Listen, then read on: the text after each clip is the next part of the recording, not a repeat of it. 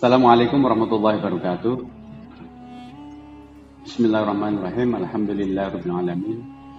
Assalatu wassalamu ala asyrafil anbiya'i wal mursalin sayyidina maulana Muhammadin wa ala alihi washabbihi ajmain. La haula wala quwwata illa billahil aliyyil azim. Amma ba'd.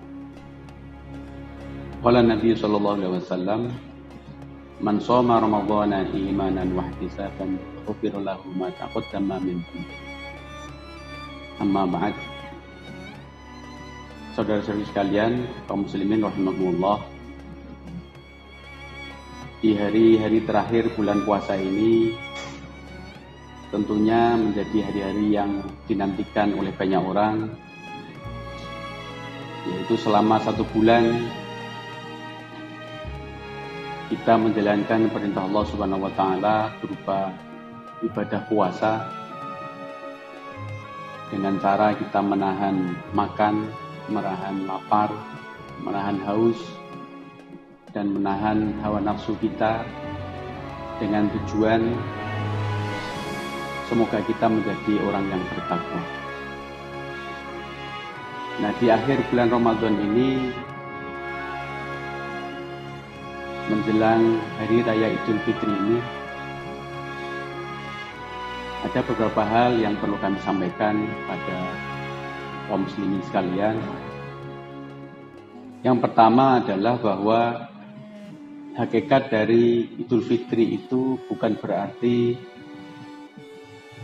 adalah barunya pakaian kita, tetapi Idul Fitri sendiri adalah kita semoga menjadi orang yang baru, kembali bersih, kembali suci, sebagaimana saat kita waktu dilahirkan oleh ibu kita.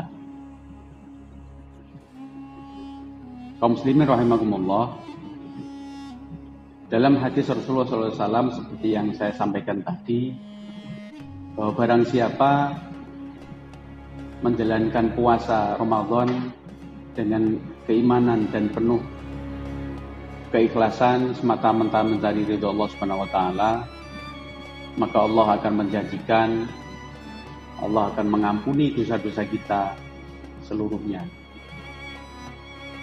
Dan pada hari raya ini, amalan-amalan yang bisa kita lakukan diantaranya adalah di malam bulan Ramadan kita diminta memperbanyak berzikir kepada Allah Subhanahu wa taala dengan membaca takbir, membaca tahmid, membaca tahlil, yaitu dengan kalimat Allahu Akbar, Allahu Akbar, Allahu Akbar, La ilaha illallah, Wallahu Akbar, Allahu Akbar, walillahil hamd.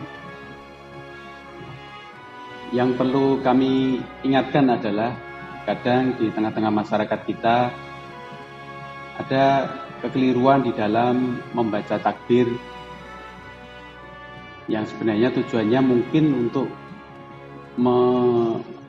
memperindah kalimat takbir, tetapi karena salah mengucapkan bisa menjadi salah artinya. Ketika kita mengucapkan Allahu Akbar, A-nya panjang, itu berarti malah itu pertanyaan, apakah Allah itu besar? Jadi Allahu Akbar. Jadi kalau membaca Allahu Akbar itu A-nya, Allahnya itu jangan panjang-panjang, karena kalau panjang itu mengandung arti pertanyaan. Jadi malah kita mempertanyakan apakah Allah itu maha besar. Kemudian ketika kita salah membaca, kadang yang di masyarakat itu Allahu Akbar, barnya panjang, itu kan berarti ada alifnya. Nah, itu artinya jadi lain lagi. Jadi Allahu Akbar itu artinya malah Allah itu adalah beberapa kendang. Jadi Akbar itu jamak dari kendang, dari beberapa kendang.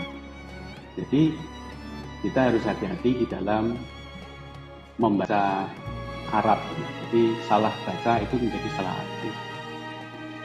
Jadi saya mengingatkan kaum muslimin, jadi di dalam membaca kalimat takbir itu harus benar bacaan panjang pendeknya.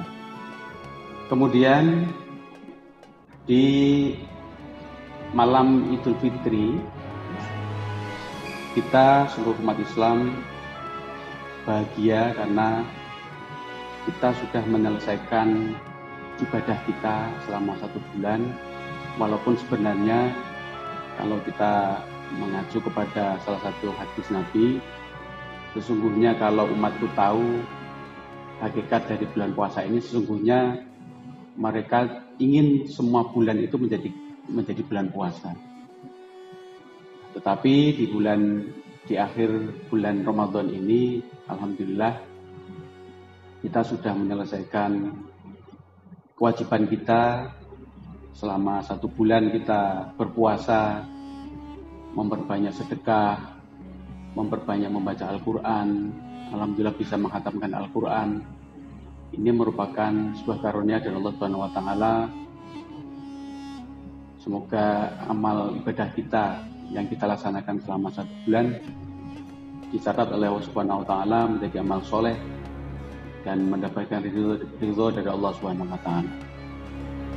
Kemudian selain kita memperbanyak zikir kepada Allah berupa takbir, tahmid dan tahlil, kita juga punya kewajiban yaitu melaksanakan zakat fitrah, di mana setiap manusia yang bernyawa, walaupun baru lahir, tetapi misalnya lahirnya itu saat azan maghrib di hari terakhir puasa, maka anak tersebut sudah punya kewajiban untuk membayar zakat, dan ini dibebankan kepada orang tuanya. Adapun zakat fitrah ini sebagaimana zakat mal adalah disampaikan kepada para mustahik dan tidak boleh diserahkan kepada keluarga yang menjadi tanggungannya. Jadi kalau misalnya kita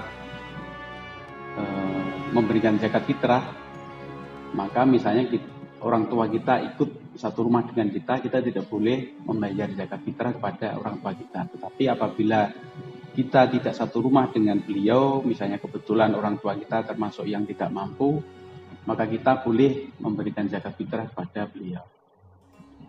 Zakat fitrah ini terutama di antara para mustahik itu diutamakan adalah kepada yang fakir miskin.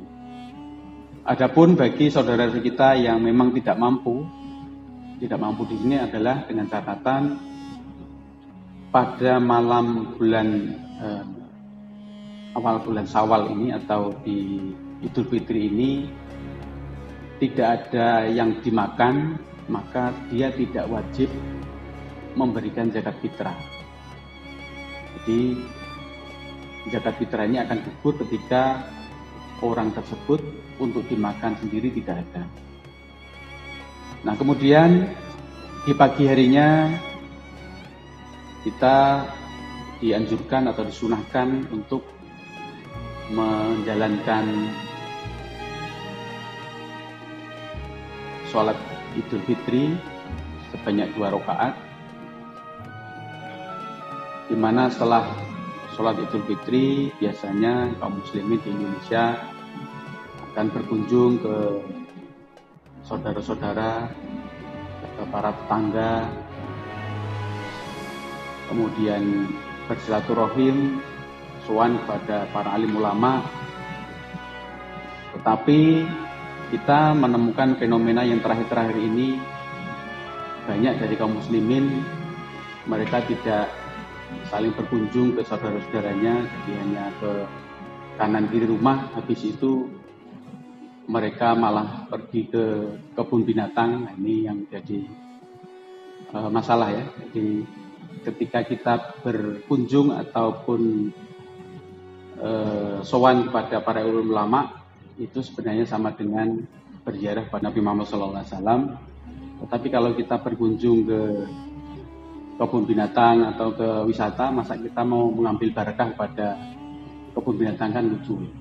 Jadi ini yang mungkin perlu kita perhatikan. Jadi di Idul Fitri ini kita saling bermaafan, di mana dengan kita menjalankan puasa 1 bulan tadi, ya, diharapkan kita diampuni dosa-dosa kita, hablum minallahnya sudah kita laksanakan, dan hablum minannasnya yaitu kita saling bermaaf-maafan sehingga insya Allah kita terbebas dari dosa dengan saudara-saudara kita. Kaum muslim rahimakumullah, semoga di akhir bulan puasa ini kita termasuk kita mendapatkan predikat sebagai mutakin dan kembali suci, diampuni semua dosa kita. Saya kira cukup demikian. Mohon maaf kalau ada hal-hal yang kurang berkenan. Bila taufik wal hidayah. Assalamualaikum warahmatullahi wabarakatuh. Kami mengucapkan